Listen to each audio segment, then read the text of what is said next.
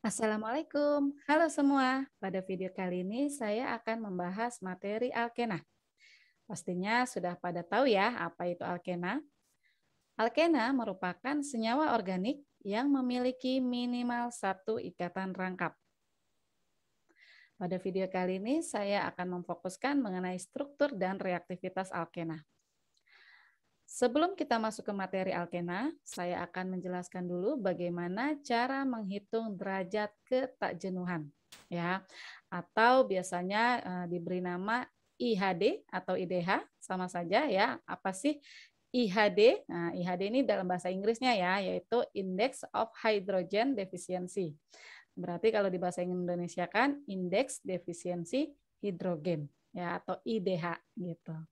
Nah, jadi apa sih derajat ketakjenuhan ya, dan untuk apa sih biasanya kita menentukannya?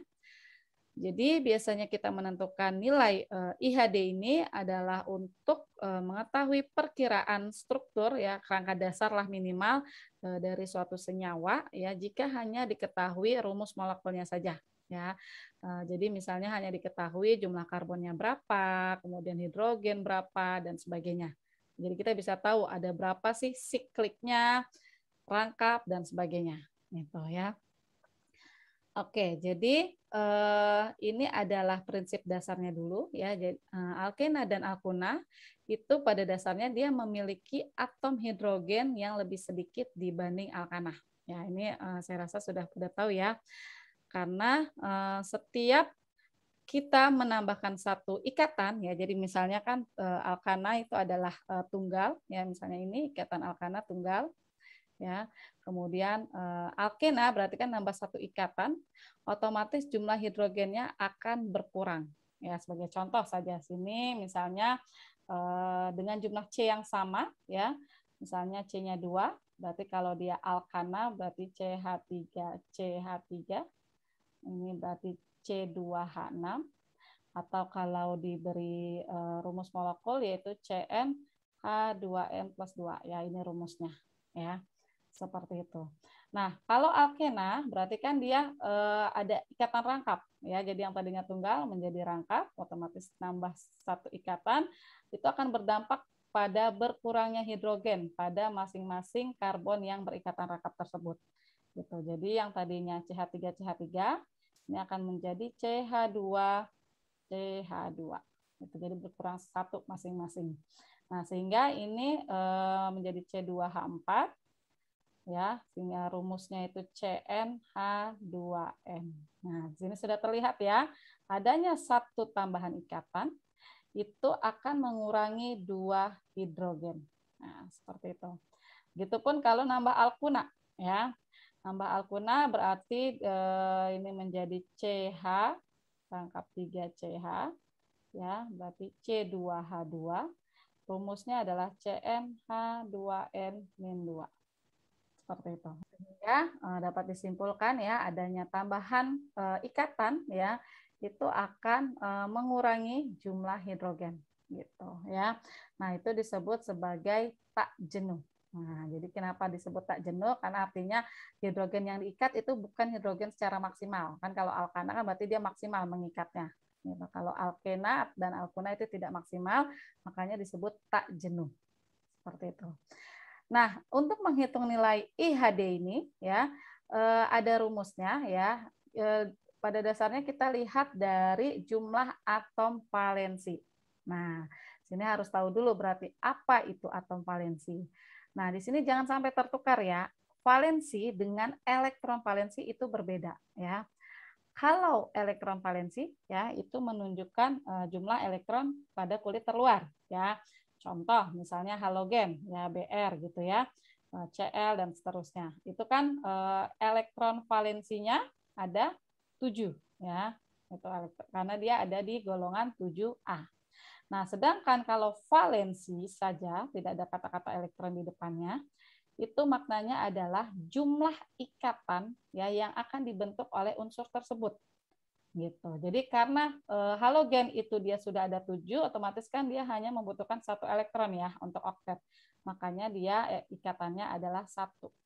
Gitu, valensinya satu untuk si halogen. Gitu. Jadi dia biasanya kan misalnya HCl gitu kan, HBr misalnya ya. Jadi hanya butuh satu ikatan. Ya, tidak pernah kita melihat ada Cl berikatan dua, itu tidak mungkin ya. Nah, kemudian contoh lain misalnya oksigen ya. Oksigen itu kan elektron valensinya adalah 6 ya, karena dia golongan 6A. Sedangkan valensinya itu ada 2 ya. Karena dia biasanya membentuk 2 ikatan ya, dengan ada 2 PeB. Biasanya seperti itu ya. Hanya disebut valensinya 2. Gitu. Jadi bedakan ya elektron valensi dengan valensi. Nah, untuk menghitung IHD ini kita pakainya yang valensi. Makanya di sini untuk atom valensi 1 itu contohnya adalah hidrogen dan halogen. Itu sama-sama 1. Ya, walaupun elektron valensinya berbeda. Oke, jadi untuk menghitung IHD ini rumusnya ya, valensi 4 ya, berarti ini biasanya karbon ya, dikurangi valensi 1 ya, tadi contohnya ada hidrogen, halogen gitu ya, per 2 ya, jadi valensi 1 per 2 ditambah valensi 3 ya, contohnya nitrogen, ini juga dibagi 2 ditambah 1 ya, jadi ini rumusnya ya. Oke, kita ambil contoh sebagai berikut ya. Jadi ada senyawa dengan rumus molekul C6H10 ya. Nah, berarti di sini valensi 4-nya yang si C itu ada 6 ya. Masukkan di sini 6 dikurangi valensi 1 per 2. Valensi 1 itu berarti si H-nya ada jumlahnya 10, berarti 10 per 2. Nah, ditambah 1. Nah, tadi ingat selalu ditambah 1. Ya, jadi rumusnya seperti itu. Nah, karena tidak ada unsur lain, ya sudah seperti ini saja. Ya, nah ini kita jumlahkan 6 dikurangi 5, 1 kan ya, tambah 1 itu hasilnya 2. Nah, apa maknanya 2 di sini? Ya, jadi yang harus diperhatikan ya, atau yang harus diketahui, nilai IDH itu bisa berasal dari dari alkena. Ya, alkena itu berarti IDH-nya 1.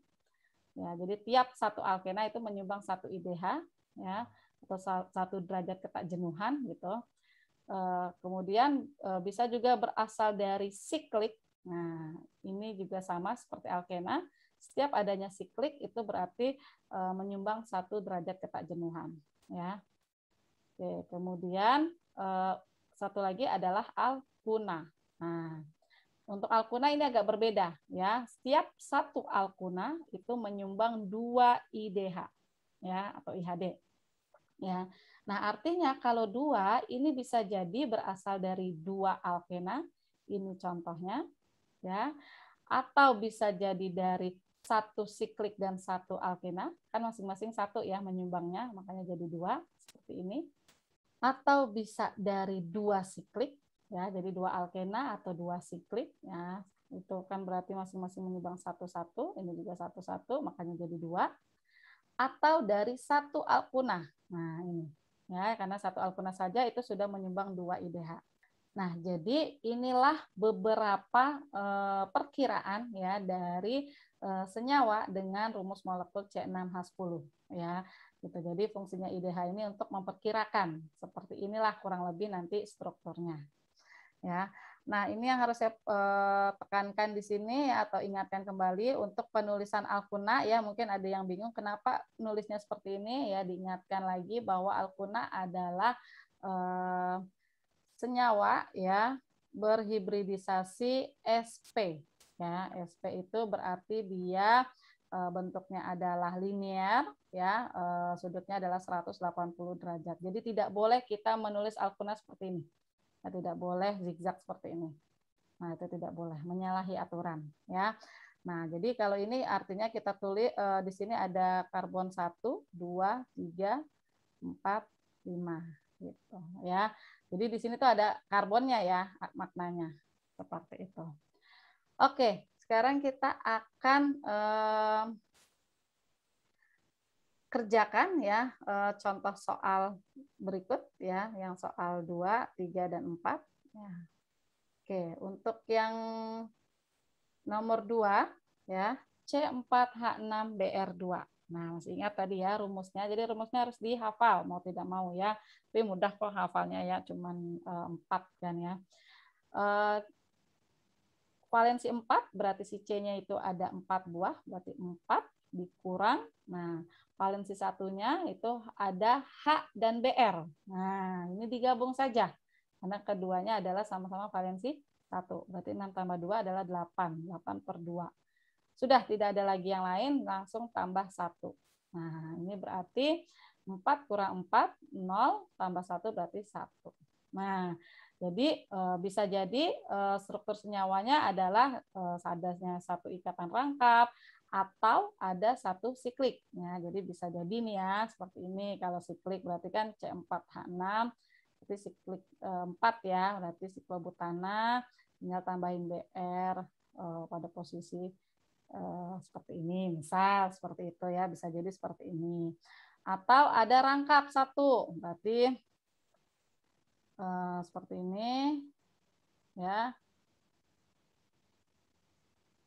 Nah, seperti ini misalnya. Sorry, nah gini. Nah, misal seperti itu ya. Yang jelas maknanya satu IDH ini adalah ada siklik atau ada rangkap 2. Ya, kalau alkuna tidak mungkin ya, karena alkuna kan tadi IDH-nya 2. Oke, sekarang yang contoh 3 berarti C-nya ada 5, jadi 5 dikurang H-nya ada 8, berarti 8 per 2. Nah, ada oksigen di sini. Nah, oksigen tadi adalah valensinya 2. Sedangkan tadi di rumus tidak ada tuh nyebut-nyebut valensi 2 ya, hanya valensi 1 dan 3. Berarti kita abaikan ya. Jadi oksigen mau berapapun itu enggak ngaruh, tidak berpengaruh terhadap IDH gitu ya. Oke, ini tinggal tambahin 1 ya, 5 kurang 4 tambah 1 berarti 2 ya, seperti itu. Nah, ini artinya bisa jadi dari alkuna 1 atau dari alkena ya. Alkenanya ada 2 atau sikliknya ada 2 atau alkena plus siklik. Nah, di sini saya kasih contoh misalnya yang rangkap ya. Nah, karena ini ada oksigen, rangkapnya ini bisa jadi bentuknya berarti ini ya, karbonil. Nah, seperti ini. Ini kan juga hitungannya rangkap ya. Jadi rangkapnya ini jangan bukan hanya terbatas pada rangkap C dengan C ya, tapi bisa C rangkap O, misalnya seperti itu ya. CO, kemudian H ya, karena tidak ada O lagi, jadi tidak mungkin ester atau asam karboksilat, jadi bisa aldehida, bisa keton, ya seperti itu. Ininya ada 5 misalnya. 1, 2, 3, 4, 5, lebih 1. Nah, seperti itu. Ya, nah misalnya rangkap satu lagi di mana gitu ya, karena kan ada 2 ya. Seperti itu. Ya, ini tinggal lengkapi. Nah, kalau dihitung akan sama ya, jumlahnya adalah H-nya adalah 8, 3, 4, 5, 6, 7, 8. Pas kan ya. Seperti itu. Ini contoh ya. Oke, lalu C5H9N. Berarti sama kayak tadi, karbonnya 5 dikurang H-nya ya, valensi satunya itu ada 9. 9 per 2 ditambah. Nah, ini ada N ya, dari tadi kan belum ada contoh yang ada N-nya ya. Valensi 3 itu ditambah ya. Ditambah berarti 1 per 2 tambah 1.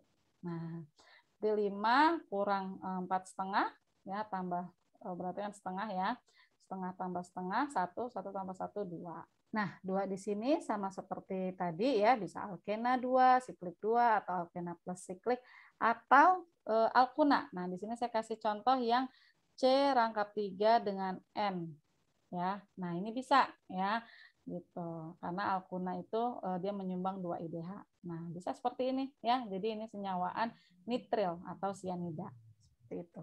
Oke, selanjutnya kita masuk ke materi alkena ya. Seperti biasa, sebelum kita mulai membahas sifatnya, otomatis kita harus kenalan dulu ya. Kita harus tahu dulu bagaimana cara menamai alkena. Nah, pada dasarnya penamaan alkena itu mirip seperti penamaan pada alkana ya. Hanya bedanya belakangnya ya pastinya itu menjadi ena bukan ana. gitu ya. Kemudian juga ada ikatan rangkap yang harus kita prioritaskan gitu ya. Mulai dari pertama ya, ketika kita menentukan rantai terpanjang. Nah, mirip kan ya seperti pada alkana ya, cari rantai terpanjang. Tapi kalau pada alkena ingat, rantai terpanjangnya harus mengandung ikatan rangkap. Jadi ikatan rangkapnya tidak boleh kita abaikan ya.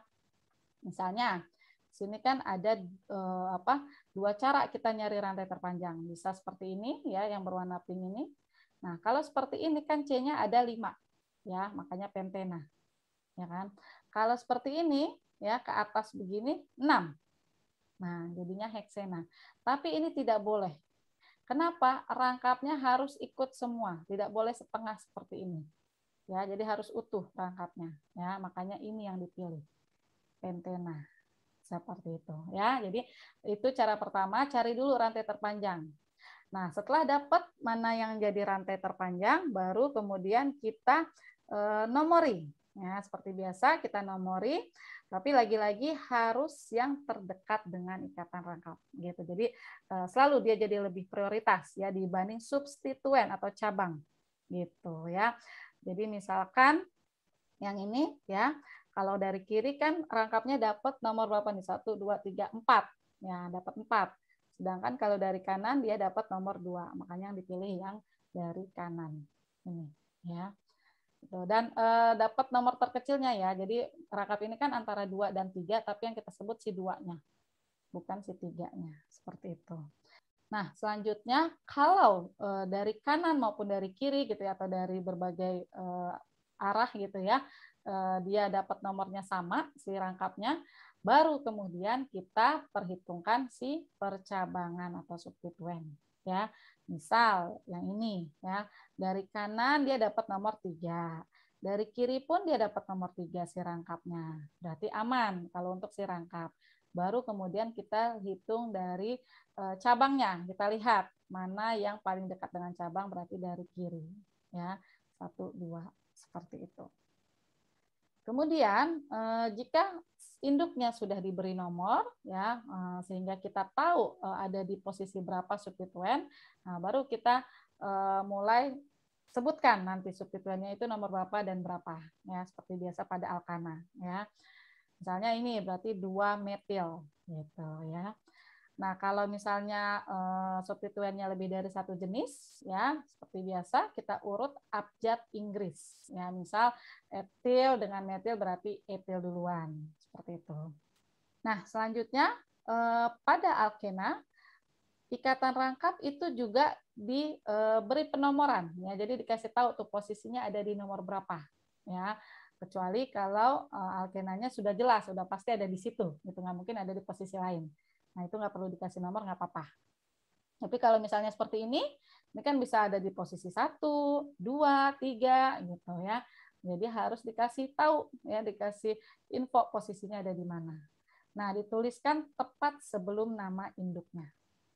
Contoh misalnya yang ini, berarti ini namanya adalah 2, karena ini 6, berarti 2 heksena. Nah, seperti itu. Ya.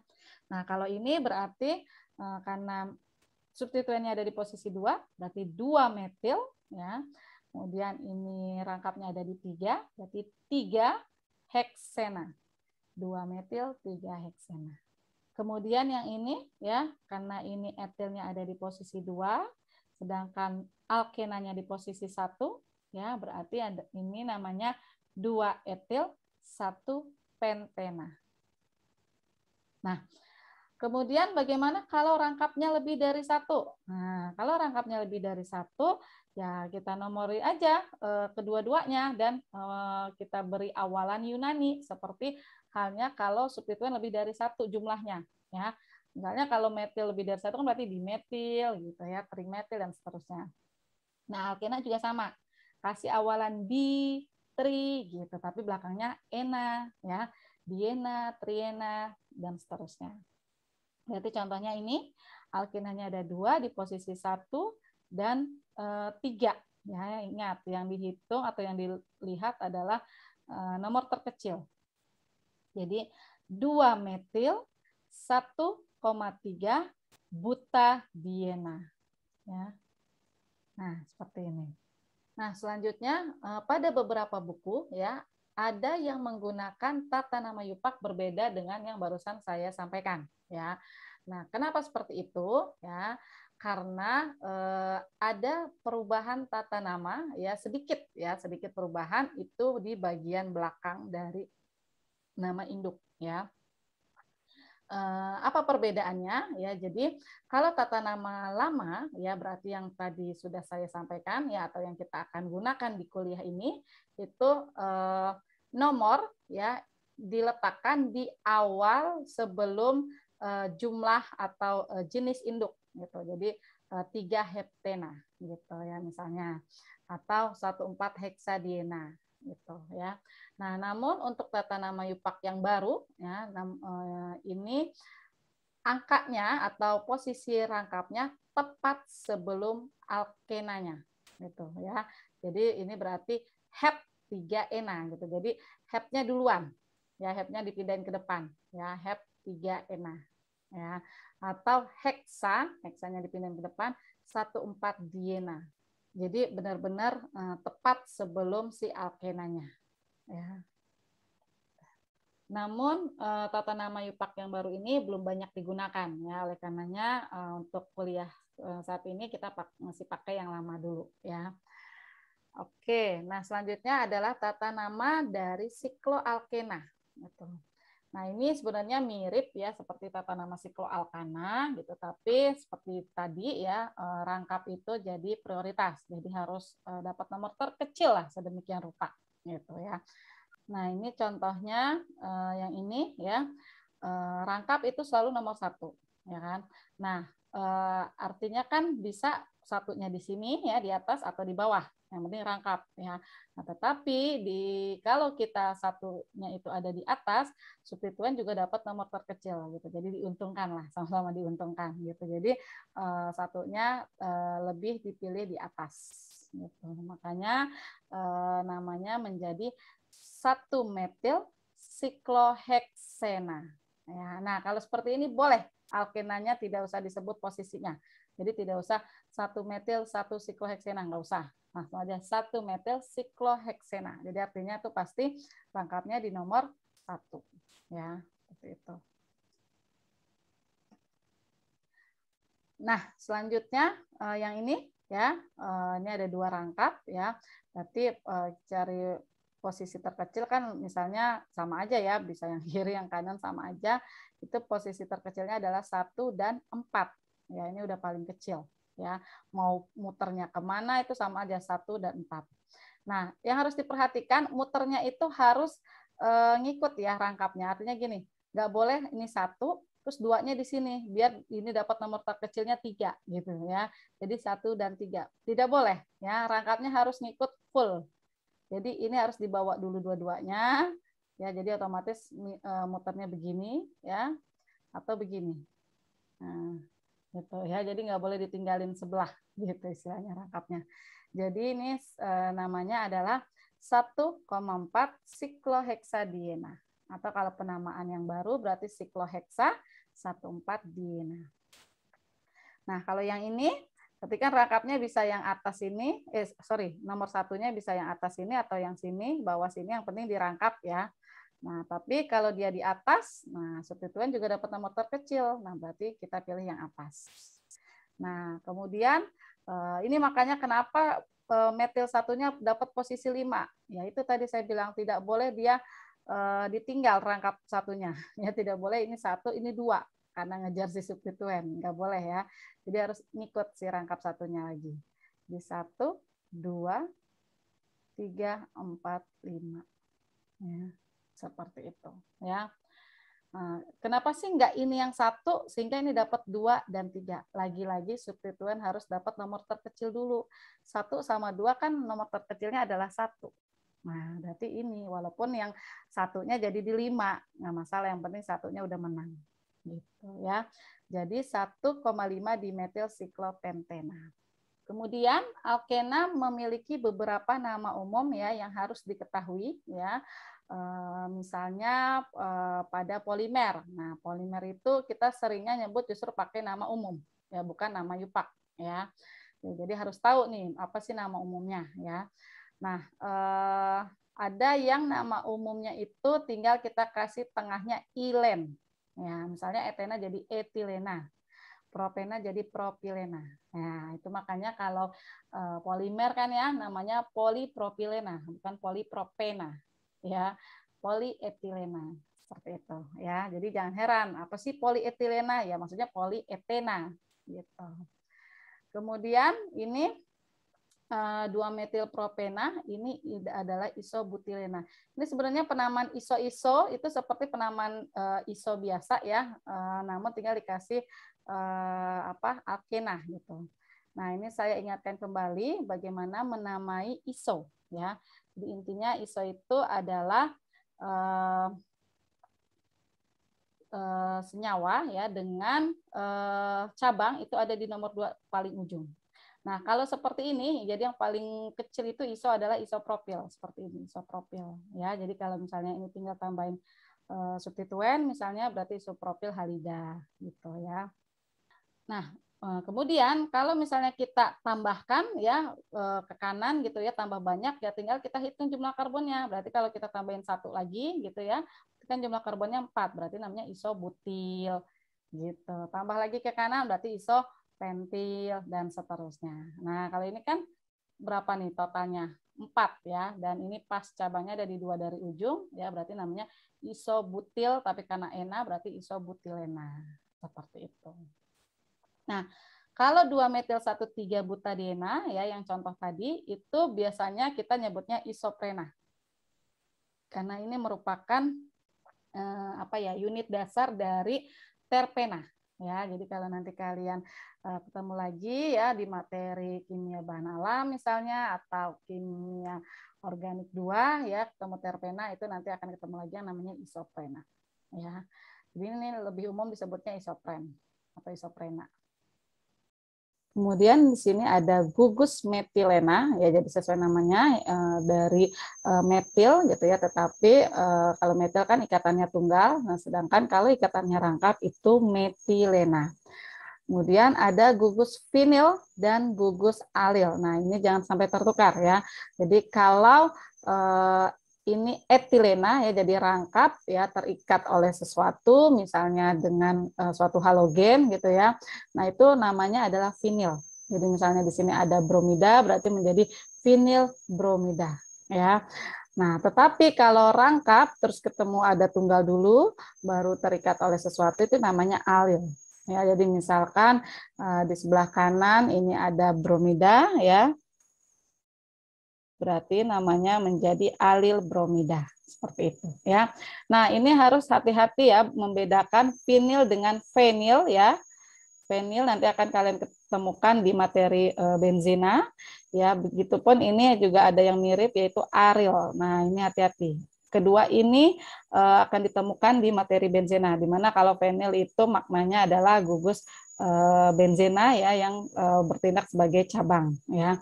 Jadi beda antara vinil pakai V dengan fenil.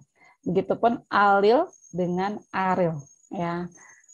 Oke, nah ini adalah beberapa latihan ya untuk yang tadi derajat ketidakjenuhan atau IDH silakan dicoba sendiri ya karena tadi saya sudah kasih contoh lumayan banyak. Nah, sekarang saya akan coba kasih contoh lagi untuk yang penamaan ya. Misalnya ini ya. Nah, di sini kita lihat ya. Kita cari rantai terpanjang dulu yang mengandung rangkap. Nah, berarti kan otomatis yang lurus ini. Nah, ya, tidak mungkin ke bawah karena kalau ke bawah berarti rangkap ininya nggak ikut. Nah, seperti itu ya. Kemudian setelah itu kita nomori ya, kita nomori mau dari kiri atau dari kanan dia sama-sama nomor 1 ya. Nah, berarti selanjutnya kita lihat substituen. Nah, ternyata mau dari kiri ataupun kanan substituennya pun sama-sama di nomor 2. Nah, kalau seperti itu bagaimana? Baru kita lihat abjad Inggris dari si substituen. Ya, berarti karena ini bromo, berarti depannya adalah B, ini metil, depannya M. Mana duluan? Berarti bromo. Nah, berarti dari kiri. 1, 2, 3, 4, 5, 6. Ya. Nah, sehingga namanya adalah 2 bromo, 5 metil, ya kan? Nah, kemudian rangkapnya ada di nomor 1 dan 5. 1,5 karena ada 6 jumlah karbonnya berarti heksadiena. Seperti itu. Ya. Nah, yang ini silakan nanti latihan sendiri, ya. Nah, selanjutnya saya akan kasih contoh untuk yang penggambaran struktur ini yang nomor B ya. Tuh, karena ini ada isopropilnya ya. Kalau ini biasa lah, pasti bisa ya. Oke, nah kalau dari nama menjadi struktur, kita buat induknya dulu ya. Kita buat induknya dulu. Jadi kita gambar heksena berarti ada 6 C-nya. Nah, 6 ya. Kalau saya biasanya H-nya belakangan ya, biarin dia botak dulu karena H itu nanti sisanya kan ya. Nah, jadi di nomor 3 ada alkena. Ini ya. Kemudian di nomor 2 dan 5 ada dimetil, ya ini 2, 3, 4, 5, ini ada dimetil. Nah, kemudian 3 dan 4 ada isopropil. Nah, isopropil itu berarti propilnya tidak lurus. Nah, ya. Jadi di sini ya, tidak lurus. Seperti ini. Ya, di posisi 2. Oh, sorry, ini CH. Ya. Nah, ini juga sama, berarti CH, CH3, CH3, seperti itu. Nah, baru sisanya H-nya. H, ini enggak ada H lagi, ini juga, ini H, ini CH3. Seperti itu ya. Jadi ini struktur dari senyawa 3B. Selanjutnya adalah sifat-sifat pada alkena ya. Jadi alkena itu memiliki ciri khas, dia memiliki isomer geometri. Ya, apa itu isomer geometri? Ya, jadi kalau kalian sudah mempelajari alkana pasti sudah tahu ya, alkana itu dia kan ikatannya sigma ya, sehingga dia bisa berotasi bebas ya, jadi bisa muter-muter gitu ya. Nah, tetapi kalau alkena ikatannya adalah V, sehingga dia tidak bisa berotasi bebas seperti ikatan tunggal gitu. Jadi kalau kita mau misalnya ya ada alkena seperti ini ya, H, yang satunya CH3, sini H, ini CH3. Nah, misalnya kita mau ubah nih CH3-nya, posisinya jadi di atas. Nah, nggak bisa sembarangan ya. Harus kita putus dulu si ikatan P-nya. Ya, harus kita putus gitu sehingga nanti akan berubah gitu orientasinya ya. Yang tadinya orbital P-nya sejajar ini menjadi tegak lurus ya. Tapi itu juga sangat-sangat sulit ya. Penghalang rotasinya itu sangat besar ya, 350 kilojoule ya. Lebih besar, jauh lebih besar ya dibanding penghalang rotasi etana yang hanya 12 kilojoule per mol.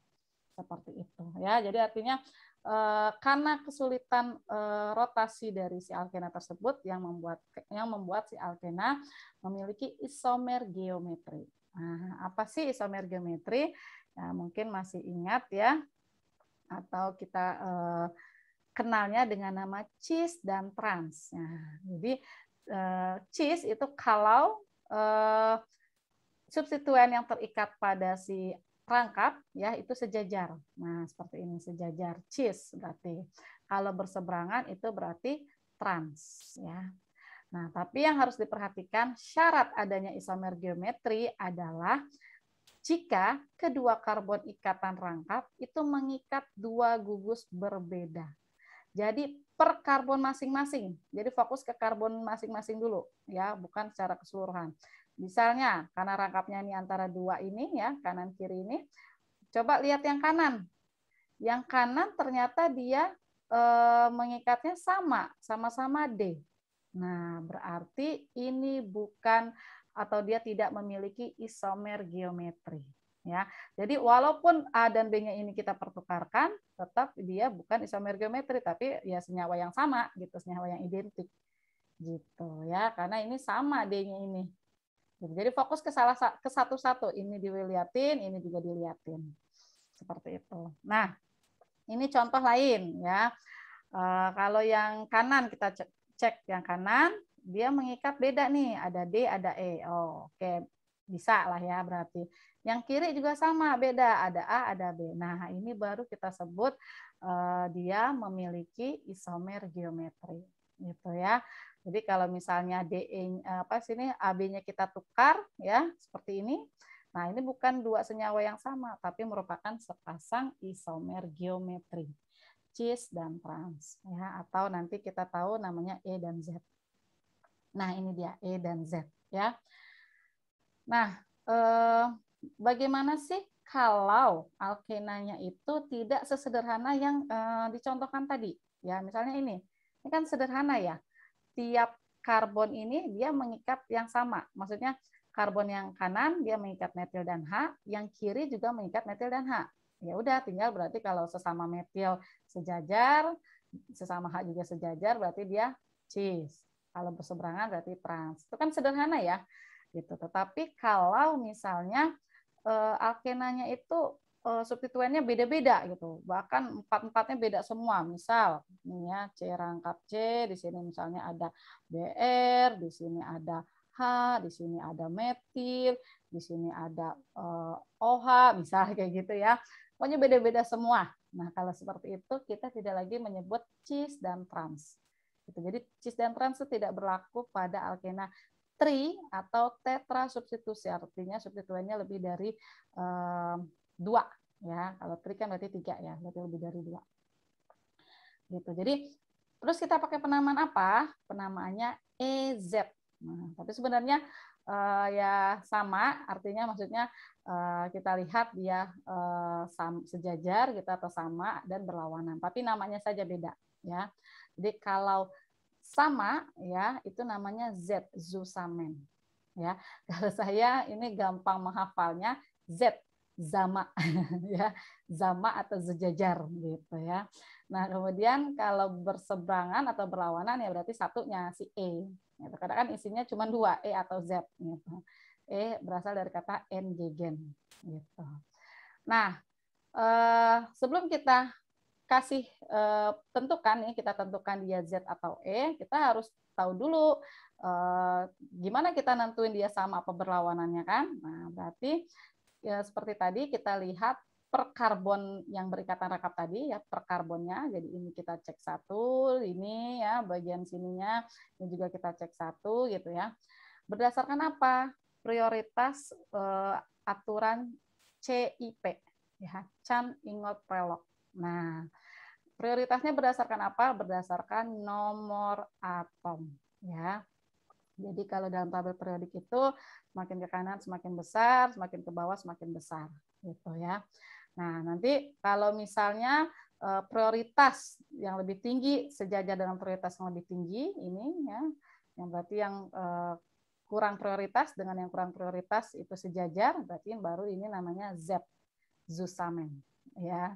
Sedangkan kalau yang berseberangan ya seperti ini itu namanya E atau engegen. Nah, ini contohnya ya. Kita fokus ke satu-satu karbon ya. Fokus ke kanan dulu. C yang kanan ini dia mengikat Cl sama CH3. Nah, kita fokus ke yang terikat langsung oleh C-nya ya, berarti Cl dengan C. Nah, Cl dengan C lebih prioritas siapa? Pasti Cl, karena Cl itu golongan 7, C golongan 4. Kan semakin ke kanan semakin besar nomor atom ya. Dia lebih prioritas Cl. Jadi ini kita sebut high rank, atau kalau saya biasa saya kasih nomor aja 1. Ini artinya dia lebih prioritas. Ini yang 2. Seperti itu. Nah, yang ini yang kiri C ini mengikat C dan H. Nah, H itu pasti kurang prioritas. Paling kurang prioritas karena dia posisinya udah di kiri, paling atas lagi. Jadi dia pasti paling kurang prioritas ya. Jadi dia di low rank atau kita sebut 2 lah. Ini yang 1. Nah, ini kita lihat 1 dengan 1, 2 dengan 2 itu saling berseberangan ya. Ini berarti E. Seperti itu. Nah, kali ini kita tukar yang ini yang kanan kita tukar ya. Posisi atas bawahnya ini menjadi Z. Nah, ya. Di mana ini yang high rank dengan high rank sejajar, low rank dengan low rank juga sejajar. Oke, nah ini saya kasih contoh ya untuk lebih paham lagi ya. Jadi pertama ya untuk gampang kita nentuin E dan Z dulu, baru nanti penamaannya ya. Jadi di sini rangkapnya yang ada isomernya itu pasti yang tengah ini, bukan yang kanan. Kenapa yang kanan? Karena yang C ini dia mengikat dua yang sama, mengikat sama-sama H, ya. Makanya dia pasti nggak punya isomer geometri nih, ya. Atau mudahnya kalau kita biasa ingat rangkap ujung atau rangkap terminal itu pasti dia nggak punya isomer geometri, gitu. Ya, jadi kita fokus ke yang sini. Nah, sekarang berarti kita fokus C yang kanan. Nah, berarti C yang kanan itu sini ada CH3, berarti fokus ke C-nya saja. Di sini juga ada C. Wah, C sama C. Nah, baru kita mundur lagi ya. Kita maksudnya ke kanan lagi gitu ya. Berarti setelah C dia mengikat H3. Ya, jadi kalau digambarkan C ini mengikat H3. Sedangkan yang ini dia mengikat, C-nya ini mengikat H. Terus rangkap itu artinya dia mengikat yang sama, mengikat C dan C. Gitu. Nah, H dengan C itu lebih prioritas C. Nah, berarti ini prioritas pertamanya, ini yang keduanya. Atau ini yang high rank-nya ya, ini yang low rank. Nah, ini BR dan H ini pasti 2 nih. Nah, ini 1. Nah, kita lihat ini ya, yang lebih prioritas itu dia berlawanan. Berarti dia E. Nah, ini dulu E. Ya, itu baru untuk menentukan isomer dulu ya, baru kemudian namanya ya. Namanya ini saya hapus dulu biar gampang. Nah, untuk penamaan seperti tadi ya, kita lihat yang rantai terpanjang. Nah, rantai terpanjangnya kan pasti yang ini. Seperti ini. Nah, ya. Nah, seperti itu ya. Oke, kita lihat nomornya ya, baik dari kanan maupun dari kiri itu dia dapat nomor 1 perangkapnya ya. Nah, baru kita lihat substituen. Kalau dari kiri dia dapat substituennya itu nomor 1 juga, berarti dari kiri saja. Kalau yang dari kanan substituennya dapat nomor 3 ya kan. 1 2 3 4. Nah, berarti substituennya ada di posisi 1 dan 2. Yang duluan disebut siapa? Nah, ingat ya, urut abjad Inggris. 1 bromo, 2 metil, ya, ini ya, 1 bromo, 2 metil. Nah, terus rangkapnya ada di posisi 1 dan 3, ya. 1 3 buta ya, karena 4 kan ya, buta diena. Nah, seperti itu. Kemudian untuk soal nomor 2, ini kebalikan dari yang soal pertama, di mana kita diminta menggambar struktur dari nama. Nah, sama seperti yang sebelumnya sudah saya sampaikan ya. Jadi kita buat dulu induknya, ya kita gambarkan induknya yaitu 1 propena. Ya, jadi C-nya ada 3 sini. Ya. Kemudian baru kita pasangkan substituennya ya, karena ini saya mulai dari kanan ya, seperti saya iodo dulu, ini di nomor 3 ada iodo, kemudian di nomor 1 ada fluoro, dan di nomor 2 ada kloro. Nah, seperti ini. Nah, jadi pasangkan dulu saja ya, nggak usah sesuaikan gitu ya, ininya di atas apa di bawah itu nanti ya. Nah, setelah itu kita fokus ke ikatan rangkapnya ya. Ini ikatan rangkapnya kita beri prioritas ya di gugus yang terikat oleh masing-masing ikatan rangkap tersebut. Oke, untuk C yang kanan, ini C yang ini ya. Dia mengikat Cl dan ini berarti adalah CH2 ya, CH2. Berarti kalau keseluruhan CH2I ya, kalau saya gabung ya, ini saya gabung saja menjadi CH2I. Nah, CH2I gitu ya. Jadi dia mengikat Cl dan CH2I. Berarti fokus kita ke Cl dan C ya. C. Jadi yang terikat langsung oleh si C ikatan rangkapnya. Ya, jadi antara Cl dan C ya yang lebih prioritas adalah Cl karena dia golongan halogen. Jadi ini prioritas pertama, ini yang kedua. Gitu. Nah, sekarang C yang kiri. C yang kiri ini karena dia tangannya masih 3, berarti satunya lagi pasti adalah H. Ya, satunya adalah H. Nah, antara F dengan H, nah ini pasti ya sudah pada tahu H itu pasti prioritas kedua. Nah, sedangkan F prioritas pertama.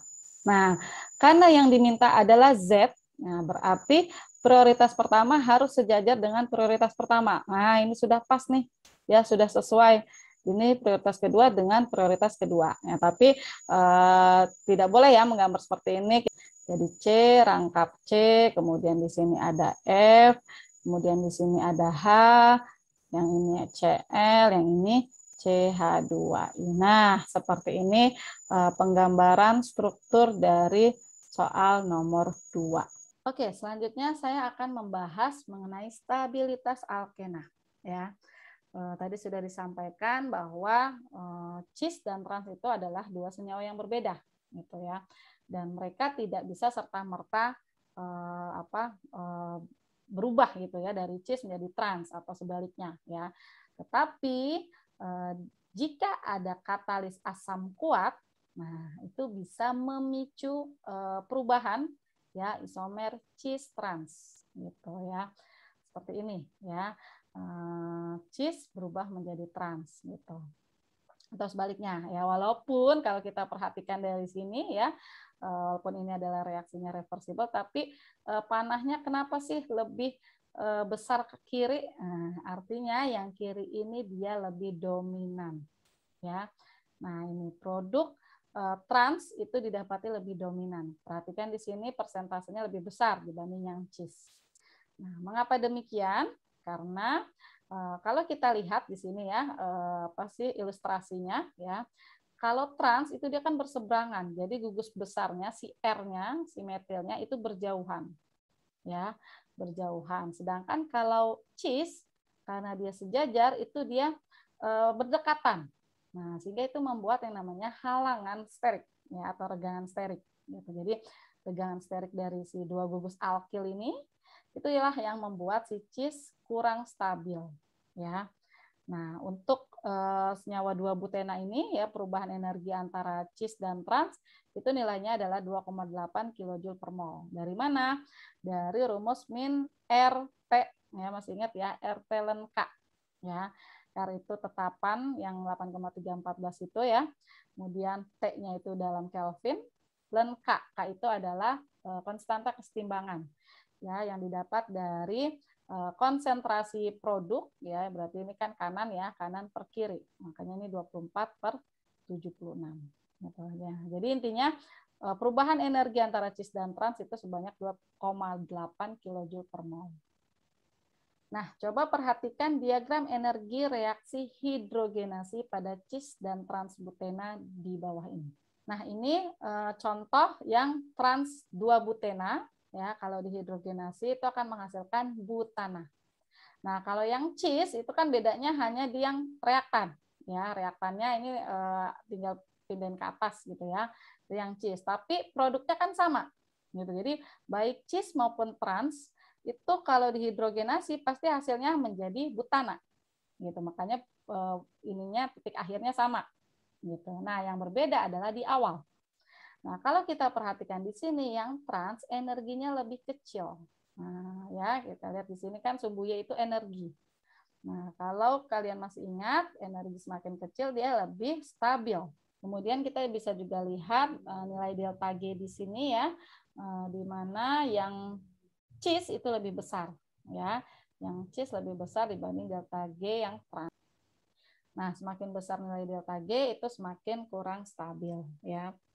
Nah, kemudian kalau dari ini diagram ini terlihat bahwa reaksinya adalah eksotermik. Kenapa? Karena energi produk lebih kecil dibanding energi reaktan. Berarti kan telah terjadi pelepasan energi, ya, atau nilainya minus gitu ya, perubahannya delta H-nya itu ya. Oke, nah ini juga ada perbandingan ya antara tadi ya cis dan trans, kemudian ada tambahan di sini yaitu 1-butena. Jadi alkenanya di ujung gitu. Nah, ternyata berbeda ya. Kalau alkenanya di ujung gitu ya, seperti contohnya 1-butena ini ya. Ketika dihidrogenasi dia akan menghasilkan delta G yang lebih besar ya dibanding kalau yang cis. Nah, apalagi yang trans. Nah, yang trans ini paling kecil ya. Bisa juga kita perhatikan dari delta H-nya ya, perubahan entalpinya ya. Nilai minus di sini menandakan bahwa telah terjadi pelepasan kalor ya, pelepasan kalor gitu. Nah, tapi kita lihat nilainya saja ya. Semakin kecil delta H itu berarti dia semakin stabil ya. Nah, jadi di sini kita bisa simpulkan bahwa trans 2-butena itu lebih stabil dibandingkan cis 2-butena dibandingkan 1-butena. Gitu ya. Jadi semakin kecil nilai delta H ya, nilai yang di dalam sini ya, bukan secara keseluruhan ya. Nah, itu semakin stabil. Nah, lalu ini ada tambahan informasi dari alkena lain ya. Kita perhatikan di sini alkenanya beragam ya, ada yang alkena sederhana, ada yang monosubstitusi di sini ya. 1 berarti substituennya, kemudian ada disubstitusi berarti 2 ini dan ini ya. Nah, bisa cis, bisa trans gitu ya. Atau bisa dua-duanya ngumpul di salah satu gitu ya. Atau tri berarti 3 ya, yang kiri 2 yang kanan 1 atau sebaliknya. Atau tetra berarti masing-masing 2 ya, masing-masing tersubstitusi 2 gitu. Nah, di sini kalau kita perhatikan ya, delta H yang paling kecil nilainya ya, yang paling kecil itu adalah yang semakin tersubstitusi ya. Jadi tetrasubstitusi lebih kecil dibandingkan yang trisubstitusi, dibandingkan disubstitusi, monosubstitusi apalagi yang tidak tersubstitusi gitu ya. Nah, sehingga dari sini bisa kita simpulkan bahwa alkena yang lebih tersubstitusi itu lebih stabil. Ya, jadi ini ada yang namanya aturan side safe. Ya, jadi kalau sudah dipelajari, diingat-ingat kembali aturan ini. Ya. Nah, mengapa demikian? Ya, mengapa sih alkena yang lebih tersubstitusi itu lebih stabil? Ada 2 alasan. Ya, alasan pertama adalah hiperkonjugasi. Ya. Apa itu hiperkonjugasi? Jadi adanya alkil ya di sekitar si rangkap itu membuat adanya interaksi ya antara ikatan V dari si rangkap dengan ikatan sigma dari si tunggal gitu, sehingga dia akan membentuk orbital molekul ikatan yang melingkupi gugusan 4 atom C rangkap C kemudian CH. Jadi kalau dianalogikan ini seolah-olah mengalami resonansi gitu, di mana H dari si alkil di sekitar si rangkap ya itu akan menyumbangkan elektronnya ke sini ya, sehingga ini menjadi ke sini menjadi C-. Nah, ini C- ya. Sedangkan ini kan dia lepas tanpa membawa elektron sama sekali, makanya lepas dari bentuk H+. Ini seolah-olah seperti itu ya. Nah, jadi dengan begitu membuat dia semakin stabil. Gitu. Nah, otomatis semakin banyak substituen yang terikat ke karbon ikatan rangkap itu, maka hiperkonjugasi pun semakin banyak, ya, dan alkenanya semakin stabil.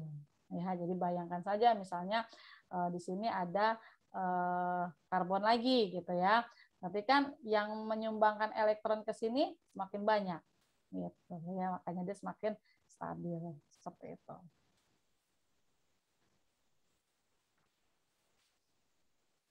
Nah, alasan selanjutnya adalah dari kekuatan ikatan.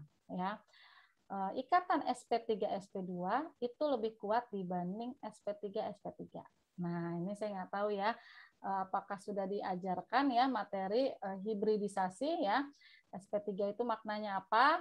sp3 itu dia dari karbon yang hanya berikatan tunggal. Berarti dari ini tuh sp3 karena hanya tunggal.